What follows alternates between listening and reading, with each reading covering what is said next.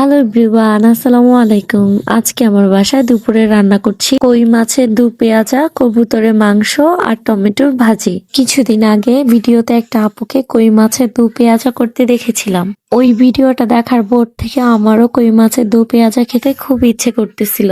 কয়েকদিন ধরেই স্নেহার আব্বুকে বলতেছিলাম আমার জন্য কই মাছ আনবা, আমি কই মাছের দু পেঁয়াজা খাবো।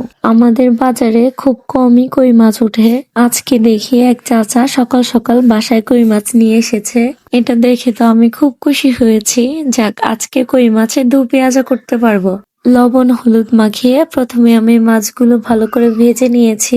এখন এক গামলা পেঁয়াজ দিয়ে দিচ্ছি, সাথে দিচ্ছি মরিচ, হলুদ, জিরা আর লবণ। মশলাটা পুড়ে যাবে তাই একটু পানি দিয়ে তারপরে দিচ্ছি রসুন বাটা। আমি খুবই সহজভাবে রান্না করি, রান্নার মধ্যে এত ঝামেলা আমার পছন্দ না। এমন সহজ সহজ রান্নার রেসিপি দেখতে ফলো দিয়ে আমার পাশেই থাকবেন। বক বক করতে করতে কই মাছের দু পেঁয়াজা রেডি। দেখতে যেমন লাগছে, খেতে তার থেকে আরো বেশি মজার ছিল।